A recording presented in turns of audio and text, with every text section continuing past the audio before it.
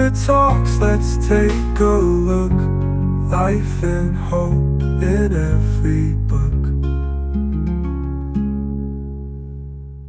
Today, we're embarking on a really fascinating deep dive into a collection of ancient wisdom that has resonated for millennia, the Book of Proverbs. For many of you, our listeners who are actively seeking guidance on how to navigate the sheer complexity of modern life, searching for practical wisdom for a truly good, flourishing existence, this deep dive offers a compelling answer. That's right. Our sources today, these rich excerpts from the Book of Proverbs and its detailed commentary, they offer exactly that, not just abstract philosophy, but a kind of blueprint for skillful living. And it's packaged with some surprising facts and profound observations that are, well, shockingly relevant even thousands of years later. Yeah, absolutely. Our mission in this deep dive is to unpack this incredible material, extracting the core principles and showing you how this ancient wisdom can be a powerful shortcut to a more informed, more grounded, and genuinely flourishing life in today's often chaotic world. So what exactly is this book all about at its heart, and why does it still speak so powerfully to us today? Okay, let's unpack this. So our sources tell us the very purpose of Proverbs is clear right from its opening lines. It's about receiving moral instruction and skillful living and discerning wise counsel. It really feels like it's geared towards practical application, almost like a manual for navigating daily existence, doesn't it? It's far from just abstract philosophy. That's a great way to put it. Spot on. The Hebrew term musar that our sources highlight is absolutely key here. It's incredibly rich and meaning, stretching from the tangible to the ethical. On one level, it refers to physical or parental discipline or chastisement. Think of the kind of training that shapes a child's behavior through clear boundaries and consequences. Okay, like direct guidance. Exactly. Then there's the aspect of verbal warning or exhortation, direct instruction, where wisdom is verbally imparted. But perhaps most importantly for this book, musar means moral training or instruction. And this isn't just about passively receiving information. Right. It's about wisdom acquired by, observing the consequences of foolish actions in others, and then developing the crucial, often difficult, ability to control your own natural inclinations towards folly. Sometimes, our sources even suggest, this moral shaping comes through experiencing chastisement from a higher power, from God himself. So yes, it's deeply practical, a hands-on guide for living. It's about not just knowing what's right, but truly forming your character through deliberate, sometimes uncomfortable training. It's less about what you know and maybe more about who you become through consistent action and feedback, a concept profoundly relevant in any field today, from professional development to personal growth, where things like grit and resilience are so prized. So it's about practical, lived-out training that genuinely shapes who we are. That's powerful. And our sources mention discernment a lot, referencing the Hebrew word bin. What does that really mean for us, the listeners, in terms of making choices in our own lives, especially when faced with overwhelming information or subtle deceptions? Right. Bin, which you can think of as discernment, is about making incredibly fine distinctions between things. Imagine, maybe, a master chef tasting a complex dish and identifying every subtle ingredient, or a seasoned detective sifting through ambiguous clues to find the undeniable truth. It's that kind of refined judgment. Okay, I see. For us, it's about discerning between moral options, recognizing which path is truly beneficial and which is deceptive, which choice leads to long-term flourishing, and which offers only fleeting satisfaction.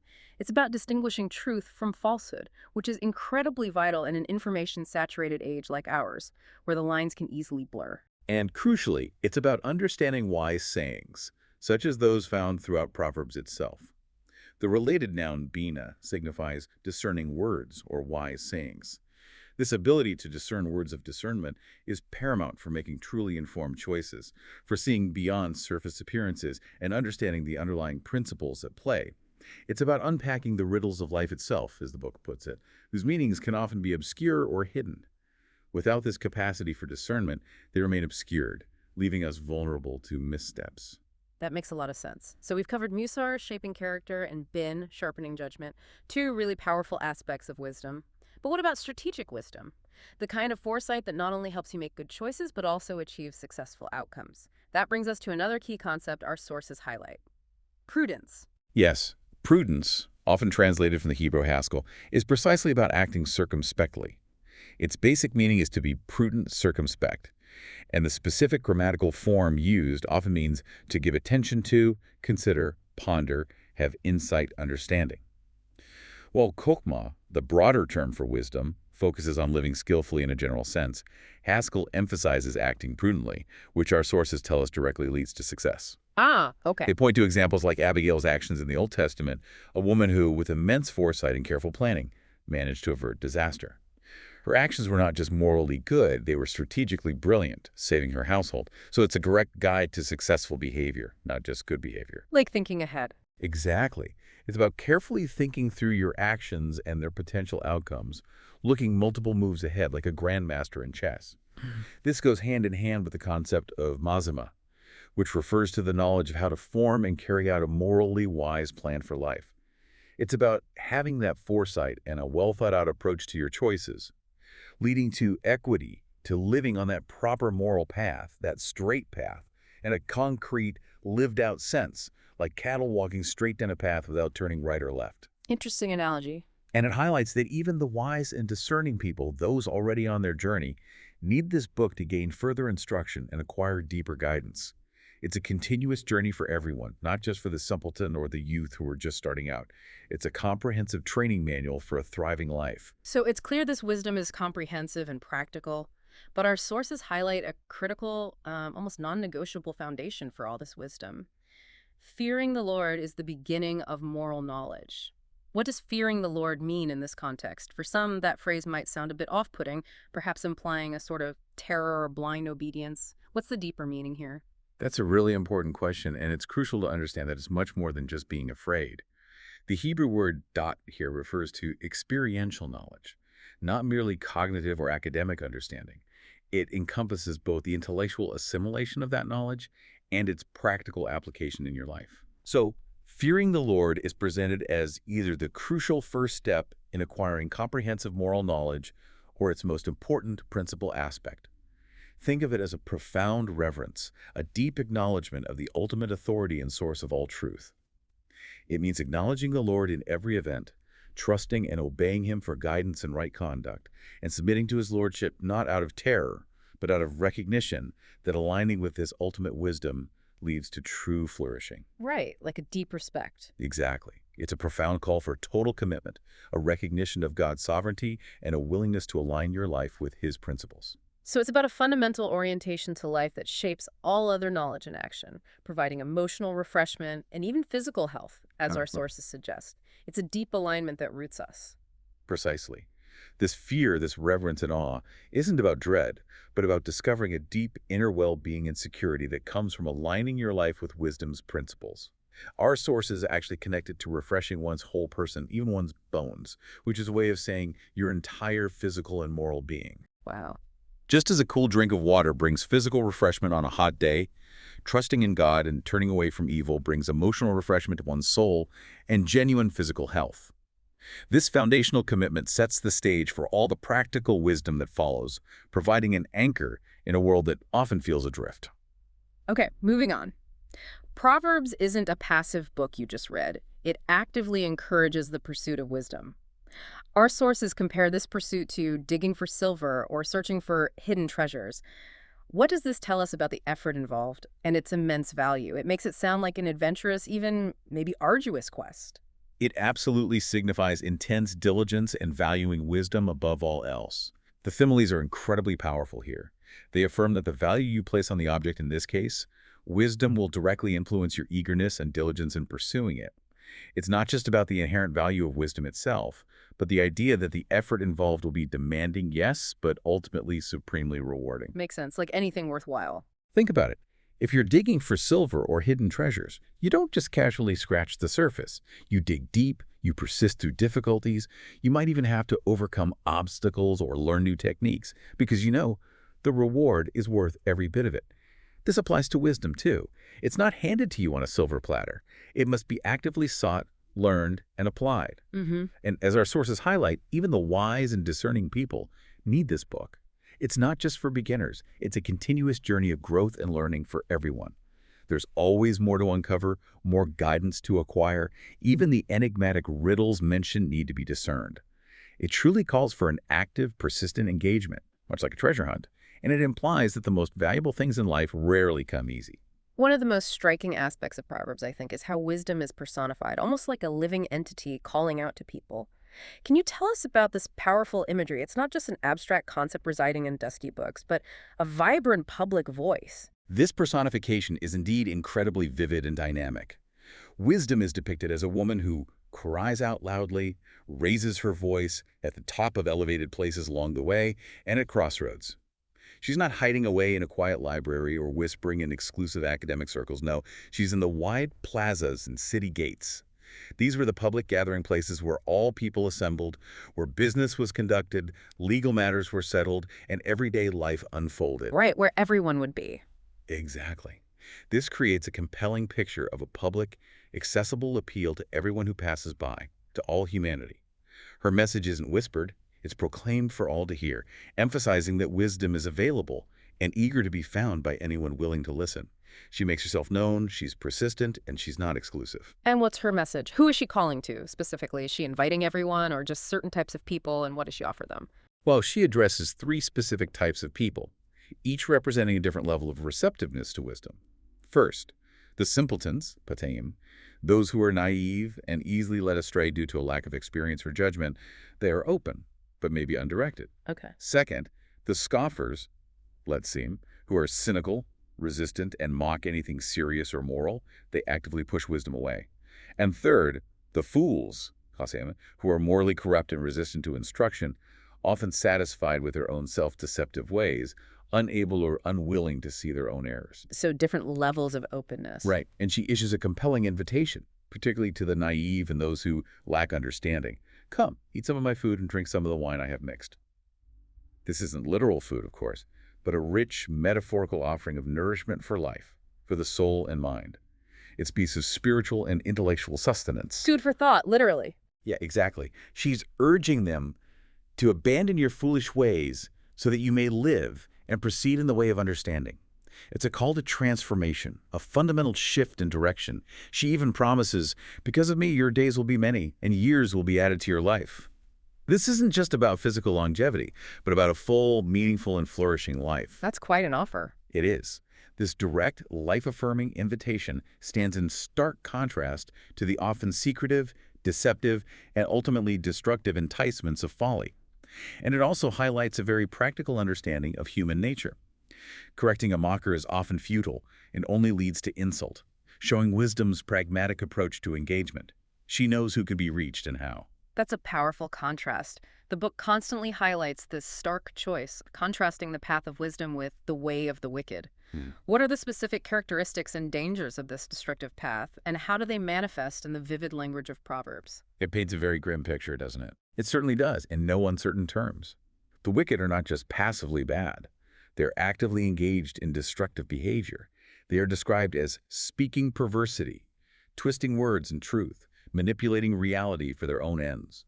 They abandon upright paths to walk on the dark ways, choosing moral corruption over integrity, knowingly stepping into shadows. Deliberately choosing darkness. Yes, and what's chilling is that they delight in doing evil and rejoice in perverse evil. This isn't just accidental wrongdoing. It's an intentional embrace of malevolence, a finding of satisfaction in causing harm. Their paths are explicitly called morally crooked and devious. The Hebrew term for evil here, ra, refers to actions that are not just wrong, but are inherently bad, harmful, and painful actions that actively produce suffering and destruction. This isn't just about making mistakes. It's about a fundamental orientation toward causing harm and destruction, and even finding joy in it. And there are specific, vivid warnings about particular individuals, like the alien woman or foreign woman. This seems to be a recurring, potent image of temptation that could symbolize many forms of allure in our modern world, maybe beyond just physical infidelity. You're absolutely right. A significant and stark portion of the book warns against the alien woman, or nokri, which refers to a harlot or promiscuous woman. She is described as someone morally alienated from God and moral society. Her methods are insidious and deceptive. Her seductive speech is compared to olive oil's smooth, enticing, almost irresistible. Smooth talker? Exactly. And her detailed enticements are laid out, showing the cunning way she lures. She forsakes the companion of her youth, meaning her husband, demonstrating a fundamental betrayal of trust and commitment. The consequences of succumbing to her are dire and explicitly stated. All who go into her will not return. This is a path of no return, a moral and often literal dead end. Wow, stark. Her house is not just a place of fleeting pleasure. It's explicitly called the way to the grave, going down to the chambers of death. The warning emphasizes that a young person's life isn't destroyed instantly in a single moment of folly, but rather taken gradually, leading to alienation from a healthy community, loss of reputation, and ultimately to ruin. It's a trap from which there is no easy escape. So it's a gradual slide. Yes. Yep. And in a broader sense, this alien woman can symbolize any siren call that promises quick satisfaction, but ultimately leads you astray. Think of deceptive online personas, get-rich-quick schemes, or even certain aspects of consumerism that promise happiness but leave you emptier and further from true flourishing. Proverbs is warning us about the subtle, seductive paths to self-destruction. Proverbs also pulls no punches when warning about specific types of dishonest gains, a temptation that is surely as old as humanity itself and still incredibly relevant today in business, finance, even online interactions. How does it describe this danger? Our sources unequivocally warn against joining a gang of robbers to enjoy ill-gotten gain or stolen goods. The term for sinner, kata, here implies active rebellion against authority, often specifically associated with violent crime. But the principle extends beyond that. Unjust gain, batsa, is condemned not just as morally wrong, but because it takes away the life of those who live by greed. Takes away their life. How so? Well, it means wealth obtained through heinous criminal activity, wealth that literally costs lives or leads to self-destruction, perhaps through violence, retribution, or just the corrosive effect of greed itself. The profound insight for us today is that this isn't just about extreme crime. Think about the subtle unjust gains in modern life, the get-rich-quick schemes, the shortcuts that erode trust in a professional setting, or even aspects of influencer culture that prioritize image and superficial gains over substance and genuine value. Right, things that seem harmless maybe. Proverbs is saying these aren't just ethically questionable, they inherently diminish your life, your integrity, your peace, your long-term flourishing, your standing in the community. It's a stark warning against sacrificing true, enduring wealth for fleeting riches. This is contrasted sharply with diligence. The lazy person, for instance, craves but gets nothing. Our sources even give a vivid example. The lazy person fails to even cook game he's hunted. Doesn't even finish the job. Exactly. You know, it's a bit like someone who buys all the ingredients for a gourmet meal but then leaves them in the fridge to spoil, never actually getting around to cooking. The message is clear. Dishonest gains lead to ultimate loss, while even basic tasks require follow-through and diligence to be truly beneficial. Okay, so that's the grim path. But in stark contrast, wisdom promises immense and diverse benefits. What are some of these key rewards for the learner, for someone trying to live a good and flourishing life in the modern world? What does wisdom give you? Wisdom is truly life-giving, providing benefits that are both tangible and deeply personal. It offers length of days, long life, and years of life. But this isn't just about simply existing longer. It's about living a full, vibrant life. It promises quality of life, leading to goodness and peace. Peace is a big one. Absolutely.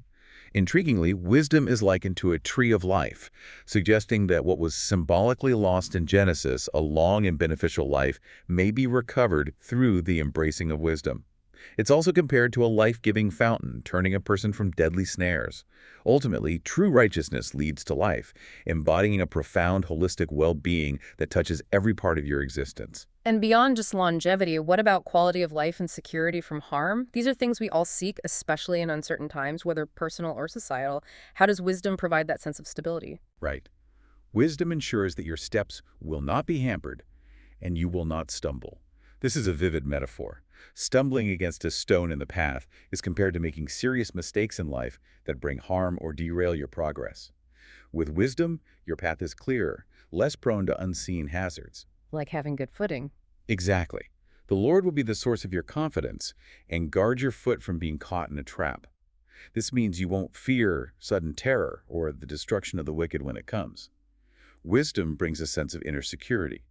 Righteousness guards the one who lives with integrity, providing a shield against self-inflicted problems and external adversities, while wickedness, on the other hand, inevitably overthrows the sinner. So it's about a secure, stable life, free from the self-destructive patterns of folly, allowing you to walk with confidence and peace.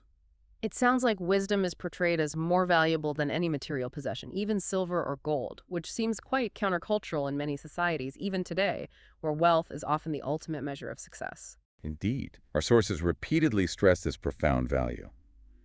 Wisdom's benefit is more profitable than silver, and her gain is better than gold. She is more precious than rubies, and none of the things you desire can compare with her. This isn't merely a comparative statement. It elevates wisdom far above mere wealth, indicating its intrinsic and enduring value. Intrinsic value. Unlike fleeting possessions that can be lost or depreciate, wisdom brings lasting peace, true security, and a type of prosperity that cannot be bought. The contrast is made strikingly clear. There is desirable treasure and olive oil in the dwelling of the wise, but a foolish person devours all he has. It consumes everything. Yes. This highlights that wisdom leads to prudent management and preparation for the future, building true wealth in resources and relationships, while folly leads to wasteful consumption, squandered opportunities, and eventual ruin. It's about building a truly rich life, not just accumulating ephemeral riches. Okay, let's shift focus a bit. Moving beyond personal flourishing, Proverbs has a lot to say about speech, doesn't it? It seems to value words as powerful tools for good or ill, directly impacting our daily lives and relationships. This feels incredibly relevant in an age of constant digital communication, where words can spread so quickly. Absolutely. The book paints words as potent forces, capable of building up or tearing down. The speech of the righteous bears the fruit of wisdom, meaning their words produce wise and beneficial outcomes, acting as a fountain of life. Imagine a leader who, instead of laying blame, uses their words to clearly articulate a path forward, offering encouragement and solution-oriented feedback. That's the fruit of wisdom. Constructive communication. Right. In stark contrast, the speech of the wicked conceals violence, hinting at hidden malicious intent behind their words, perhaps passive aggression or manipulation. The words of the wise bring healing, offering comfort and resolution, while the words of a fool are like thrusts of a sword, inflicting pain and damage, often without intending to. Like verbal daggers. Pretty much. A wise person's heart makes his speech wise and adds persuasiveness to his words. This is because their inner state of wisdom translates into effective and impactful communication. And kind speech increases persuasiveness, showing that not only the content, but also the manner of delivery is crucial. So wise speech is not just about being smart or eloquent, but about bringing life, healing, and positive influence. It's about being effective and constructive in our interactions, whether online or in person. Precisely. It emphasizes the profound, long-term impact of our communication. Beyond just being beneficial, there's a strong emphasis on truthfulness. The one who tells the truth will endure forever, but the one who lies will last only for a moment. This highlights the lasting consequences of honesty versus the fleeting, ultimately self-destructive nature of deceit. Truth endures. Consider how quickly trust is eroded when lies are exposed, and how enduring the reputation of someone known for their integrity is. There's also a clear warning against excessive talk. When words abound, transgression is inevitable, but the one who restrains his words is wise. Less is more sometimes. Exactly. This principle emphasizes that tight control over what one says prevents trouble, as the one who guards his mouth and his tongue keeps himself from troubles. It's a reminder that sometimes the wisest thing to say is nothing at all, or to think carefully before speaking, as some ancient texts advised, maybe sleep a night before speaking. This control of one's tongue is crucial for avoiding social and legal difficulties, especially in a world where every utterance can be recorded and scrutinized. Very true. Moving into how we relate to others in our communities and workplaces, how does Proverbs guide our interactions, especially in a world that often values self-promotion and individual achievement above all else? It places a huge emphasis on integrity and uprightness as essential guides. These are core values that should direct all our social interactions, forming the very foundation of our relationships. And crucially, it champions humility. But with humility comes wisdom. This is a direct challenge to the often praised culture of self-promotion. Humility and wisdom linked. Yes. Pride, on the other hand, is consistently portrayed as a direct precursor to disgrace, being an abomination to the Lord. Haughty eyes are not just a facial expression, but signify arrogant ambition and willful rebellion, which Proverbs portrays as inevitably leading to a fall. The contrast is clear. The way of a fool is right in his own opinion. They believe their own hype, even when it's destructive, but the one who listens to advice is wise. Being open to advice. Absolutely. This highlights the importance of teachability, openness to correction, and the recognition that we don't have all the answers ourselves. In a world saturated with self-proclaimed experts, Proverbs reminds us that true wisdom often begins with acknowledging what you don't know. And what about how we treat our neighbors and those less fortunate? This is a perennial challenge, regardless of the era, and a cornerstone of any truly good society. Proverbs provides explicit moral guidance here. It states, "Do not withhold good from those who meet it," a clear call to proactive benevolence. This isn't just about avoiding harm, but actively seeking to do good where it's needed. It explicitly condemns oppressing the poor or the needy in court, framing this not just as a social injustice, but as an affront to their Creator, because the Lord will plead their case. A divine mandate for justice. Yes, it provides a profound spiritual imperative for social justice. Instead, we should show favor and be gracious to, or treat kindly, those who do not deserve it or cannot repay it. This is a profound call to unconditional generosity, moving beyond mere transactional relationships. And it presents a paradox that truly flips modern economic thinking on its head. A generous person will be blessed, and the one who waters others will himself be satisfied. Interesting paradox. Giving leads to receiving. This is a core principle in God's economy. Generosity determines prosperity. Giving doesn't diminish you, it satisfies you, creating a reciprocal blessing where treating others well redounds to your own benefits, not just financially, but in terms of the inner peace and fulfillment. It's a beautiful vision of interconnected well-being. The Book of Proverbs places a tremendous emphasis on individual choices and self-discipline. What are the warnings and encouragements here for those of us trying to take responsibility for our lives and overcome our own tendencies towards folly, especially when facing temptations or, our own inertia? Proverbs is uncompromising on personal accountability. It warns that a person's folly subverts his way, meaning their own foolish choices destroy their path, and then, tragically, his heart rages against the Lord. This is profound insight into human nature. People often blame God or external circumstances for problems that are, in fact, self-inflicted, a common pattern we see even today. The blame game. Right. It also highlights the intellectual arrogance of the lazy. The sluggard is wiser in his own estimation than 7 people who respond with good sense. They're deluded by their own inaction, always having an excuse or a reason why their way is better, even when it's clearly not. The book contrasts this with the undeniable rewards of diligence. The lazy person craves but gets nothing, while the desire of the diligent will be abundantly satisfied. Diligence pays off. Diligence here means completing a project, not just starting it. Remember that example. The lazy person fails to even cook game he's hunted. It's like someone buying a fancy new fitness tracker, wearing it for a week, and then letting it gather dust in a drawer. The potential is there, but the follow-through just isn't. It's about not just having good intentions, but consistent action and finishing what you start. So it's about follow-through and diligence. What about temper and rashness? Traits so prevalent in today's rapid-fire, often anonymous interactions online and off. It seems so easy to lose control in the moment. On temper, Proverbs is very direct and offers truly insightful guidance. A quick-tempered person stirs up dissension, causing strife, quarrels, and disrupting peace in any environment.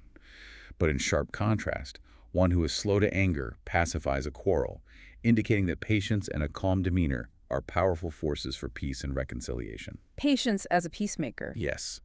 A person's wisdom makes him slow to anger, and it is his glory to overlook an offense.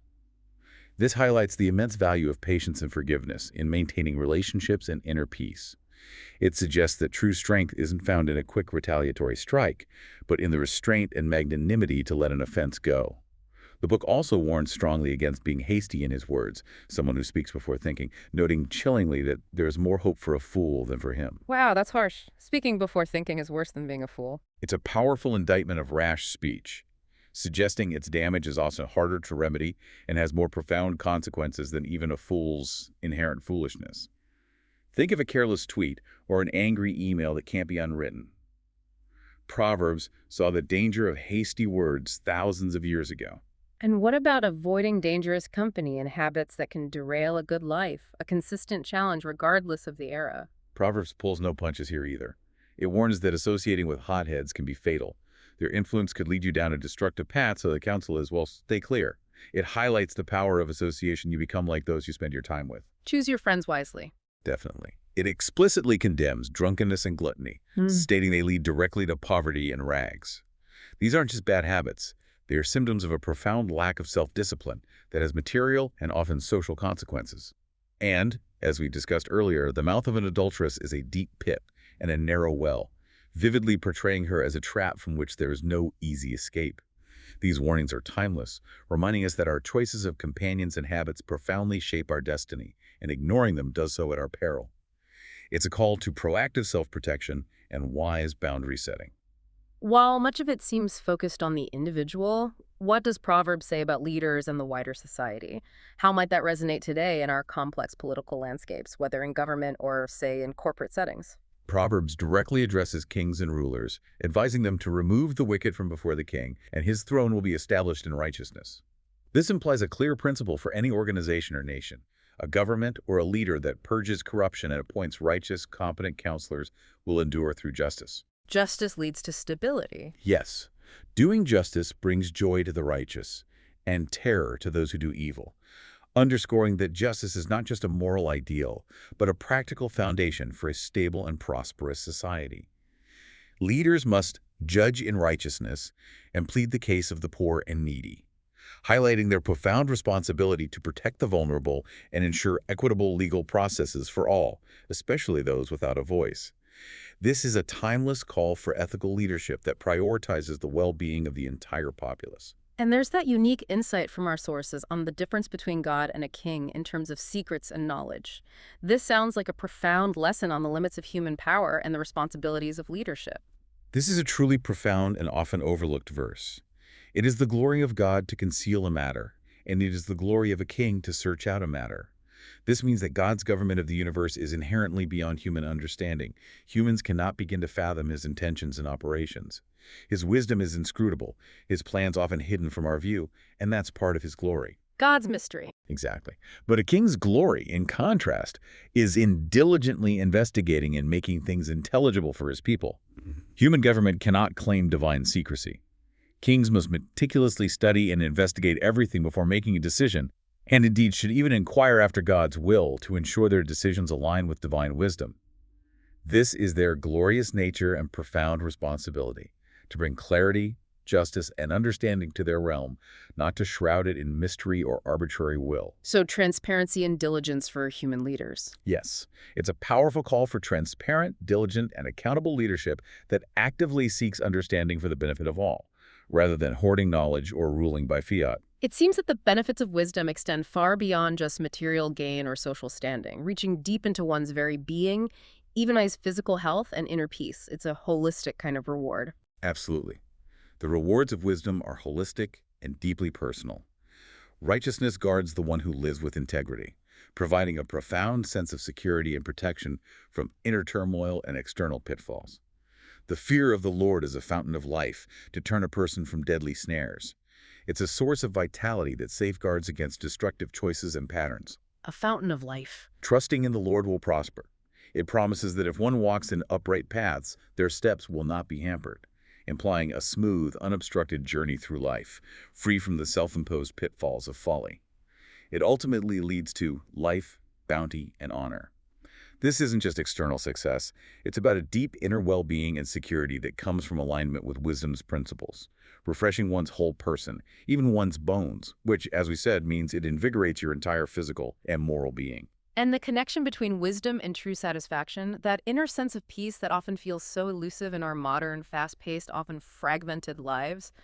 What does Proverbs say about finding that genuine contentment? This is where wisdom truly touches the soul, providing a deep, profound contentment that transcends circumstances.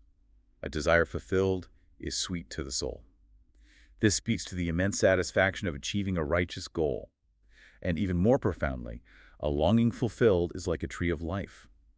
This powerful metaphor highlights the deep satisfaction and inner joy that comes from living wisely, extending to one's entire being. The tree of life again. Yes.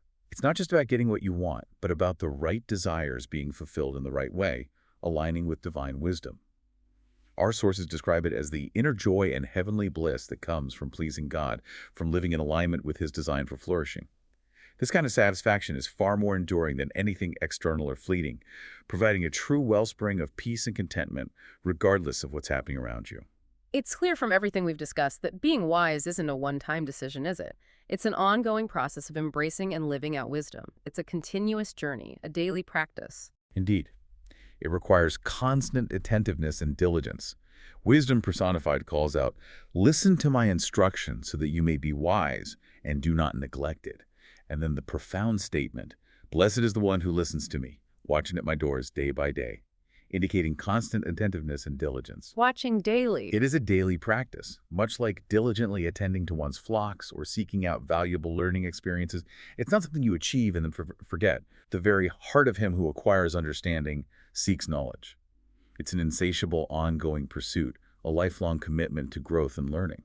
And how does Proverbs caution against self-deception in this lifelong pursuit? This seems particularly relevant when we're trying to quickly inform ourselves in a complex world and can sometimes fall prey to our own biases or, what we want to believe. This is a crucial and timeless warning that hits particularly hard in our information-saturated age. Proverbs states, "There is a way that seems right to a person, but its end is the way that leads to death." This is a stark caution against naive self-assurance and the dangers of relying solely on one's own perception, especially when trying to be well-informed quickly without critical thought. What seems right isn't always right. Exactly. While humans often deceive themselves and appear righteous in their own eyes, God weighs the spirits, evaluating our deeper motives and intentions. So true righteousness is judged not by our eyes, but by a deeper divine assessment that penetrates beyond surface appearances. Proverbs points out that some are pure in their own eyes and yet are not washed from their filthiness, showing a dangerous disconnect between self-perception and reality. Wow, self-deception. It reminds us that external appearances can be deceiving, whether it's a person pretending to be rich when they have nothing, or a beautiful woman who has no taste or ethical judgment, which is compared to a gold ring in a pig's snout. Beauty or outward show without inner character is a complete incongruity, a superficiality that reveals a profound lack of wisdom. This underscores the need for deep, honest self-reflection that goes beyond superficial evaluations, a constant vigilance against self-delusion, and a willingness to truly examine our motives and assumptions. This deep dive into Proverbs has truly highlighted the timeless quest for a good life. It's a pursuit that, as we've seen, demands active engagement, keen discernment, and a foundational respect for moral order. It emphasizes that if you are wise to your own advantage. The benefits are profoundly personal and deeply enriching, touching every aspect of your life. Absolutely. From avoiding the pitfalls of deceit and quick riches to cultivating honest speech and humble leadership, Proverbs offers a holistic guide for navigating life's complexities. It reminds us that wisdom isn't just about what you know, but how you live, influencing your relationships, your character, and ultimately the trajectory of your life. The warning that when there is no prophetic vision, the people cast off restraint, but the one who keeps the law, blessed is he, underscores the vital role of consistent principled guidance in preventing chaos and bringing about true flourishing in any society. So for you, our learner who seeks to be well-informed and live a good life in these modern days, consider this. If ancient wisdom so consistently links genuine flourishing to integrity, diligence, and a principled approach to life, what subtle forms of folly might we be unknowingly embracing in our own busy, information-saturated lives that promise quick gains but actually lead us astray, eroding our true well-being? And how might intentionally slowing down to discern, truly listen, and weigh our paths, as Proverbs suggests, profoundly change our outcomes and lead us to that deep, enduring satisfaction the book promises? It's a question worth exploring, for it's in that reflection and deliberate application that true wisdom often begins to take root and lead to a life of lasting well-being and purpose. Thank you for joining us on this deep dive into Proverbs. We hope this exploration empowers you on your own quest for a well-informed and meaningful life. Believer talks, let's take a look. Life and hope in every book.